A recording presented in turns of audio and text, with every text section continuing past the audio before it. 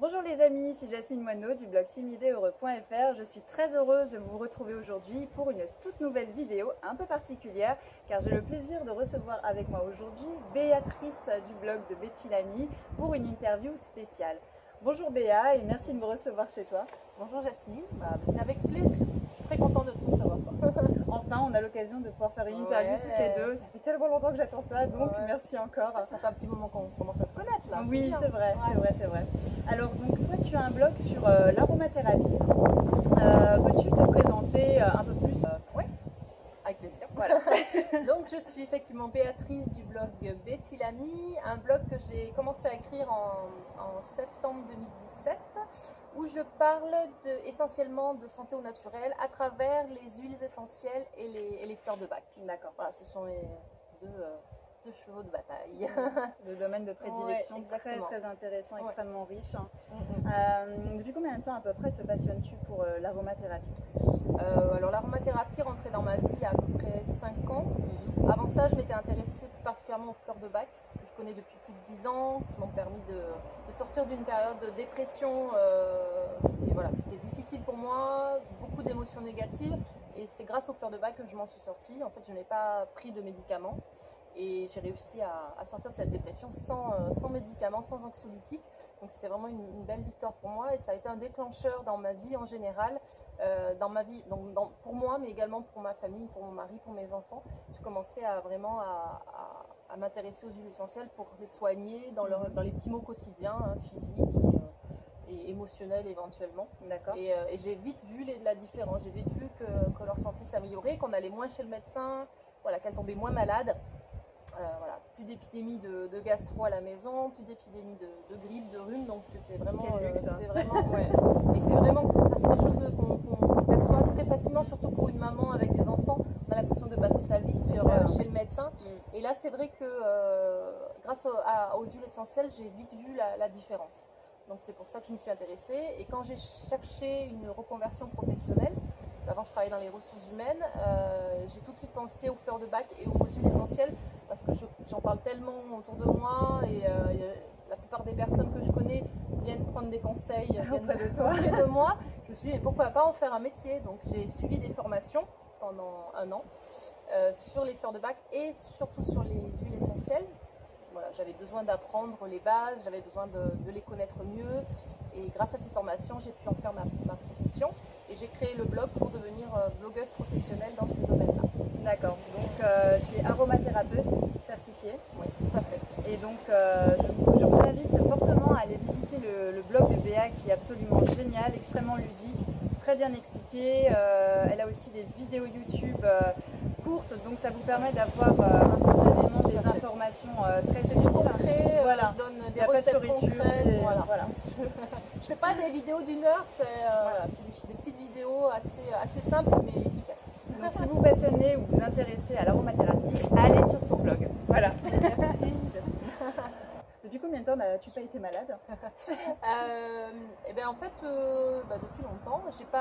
En fait, je vais très peu chez le médecin. Mes filles y vont en général 1 fois par an pour faire un check-up quand même, pour voir que tout se passe bien. Mais c'est vrai que dès qu'on a un petit souci médical, j'ai le réflexe huile essentielle. Donc avant d'aller voir le médecin, c'est vrai que je passe toujours. C'est le conseil d'ailleurs que je peux vous donner, c'est avant d'aller voir le médecin, d'essayer une huile essentielle. Je pense que c'est le réflexe numéro 1 à avoir pour un mal de tête par exemple, un rhume. Les huiles essentielles sont très efficaces. Alors c'est plus économique et c'est surtout qu'on prend moins de chimie. Donc je pense que ce sont des réflexes à avoir. Constituer une petite trousse à pharmacie naturelle et tester des huiles essentielles petit à petit. J'ai une question un petit peu particulière, un peu plus axée sur la confiance en soi et la timidité, puisque mon blog est en rapport avec la timidité et le bonheur. Est-ce que tu aurais une huile essentielle ou bien une fleur de bac à conseiller pour les personnes timides qui souhaiteraient retrouver confiance en elles, être moins stressées, être plus relax dans certaines situations sociales?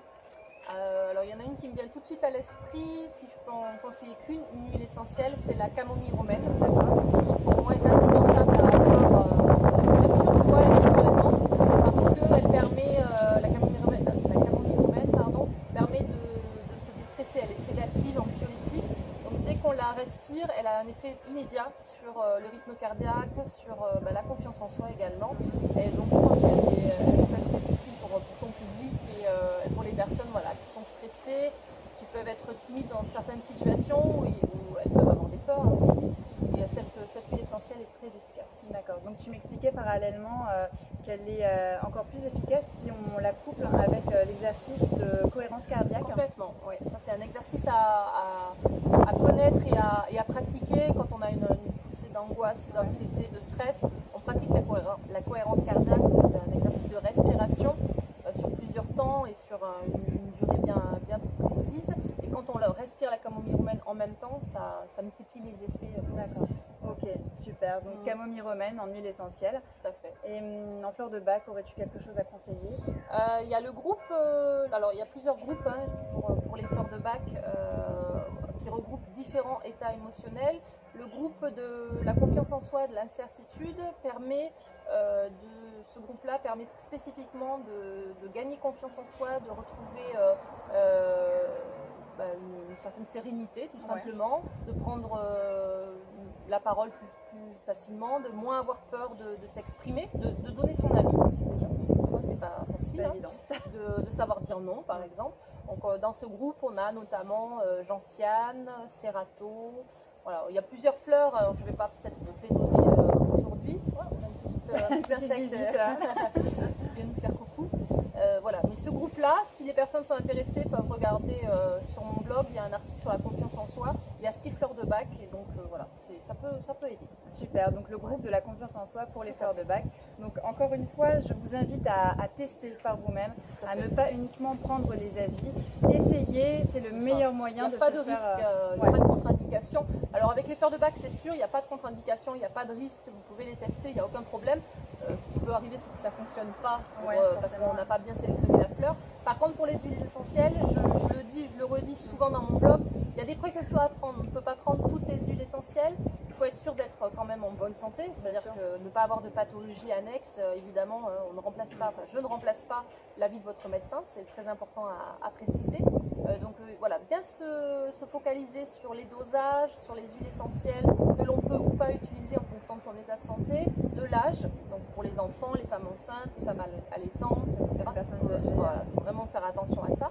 Donc en prenant des précautions, mais tester sur soi bien entendu, sur les personnes de son entourage, en prenant des précautions et on voit tout de suite les effets en fait. Il ne faut pas rester statique, voilà. Je pense qu'il faut tester. C'est le meilleur moyen d'y arriver, de se faire vraiment un avis voilà. Et ça vaut pour tout. Donc, dans la vie en général. C'est sûr. Merci Béa de m'avoir accordé ton temps. Avec plaisir, grand plaisir. Je suis très contente de te recevoir. Également. Merci à vous d'avoir visionné cette vidéo. Je vous fais à tous de très très gros bisous. Prenez soin de vous et à très bientôt. Au revoir. Ouais, voilà, mais je pense que t'as reçu la totale. Hein. Tu vois, là, on a eu une petite espace où il n'y avait pas de vent. Pour dire des conneries, pas pour travailler. Alors la santé au naturel. Explicative. Voilà. Oh. Oui, donc je vous encourage à aller voir cette vidéo, à la partager, la liker le plus possible. Elle vous apprendra plein de choses sur l'aromathérapie et